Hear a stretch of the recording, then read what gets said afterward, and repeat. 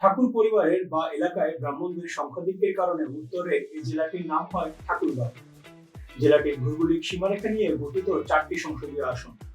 তবে 4টি আসনের মধ্যে আলোচনার কেন্দ্রবিন্দুতে ঠাকুরগাঁও এক, কারণ এই আসনটিতে ভোটযুদ্ধে রয়েছেন জাতীয়তাবাদী দল বিএনপির মহাসচিব ও সাবেক সংসদ সদস্য মির্জা ফখরুল ইসলাম আলমগীর। এছাড়াও লড়ছেন মোহাম্মদ খাদিমুল ইসলাম ইসলামী আন্দোলন বাংলাদেশের পক্ষ থেকে, এবং দেলাওয়ার হোসেন রয়েছেন বাংলাদেশ জামাত ইসলামের প্রার্থী হিসেবে। ঠাকুরগাঁও সদর উপজেলা নিয়ে গঠিত ঠাকুরগাঁও এক আসনে পূর্বে আওয়ামী লীগ, বিএনপি, জাপাকে জয় পেতে দেখা গেছে। বিএনপির প্রতিপক্ষ হয়ে দেখা দিলে অতীতেই তাদেরই জোটসঙ্গী জামাতের প্রার্থী। একদিকে রয়েছে বিএনপির দীর্ঘদিনের রাজনৈতিক মর্যাদা এবং সাংগঠনিক অবস্থান, অন্যদিকে জামাতের প্রার্থী দেলাওয়ার হোসেন প্রাধান্য দিচ্ছেন তরুণ ভোটারদের।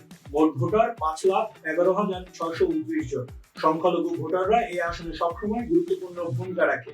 গুরুত্বপূর্ণ ইস্যুগুলোর মধ্যে রয়েছে কৃষি ও শিল্প, সীমান্ত সমস্যা, মাদক, কর্মসংস্থান, যোগাযোগ ও অবকাঠামো। বিএনপির দীর্ঘদিনের শক্ত অবস্থান থাকলেও তরুণ ভোটার রয়েছে 40% বেশি, যারা গুরুত্ব দিচ্ছেন প্রার্থীর উন্নয়ন পরিকল্পনাকে।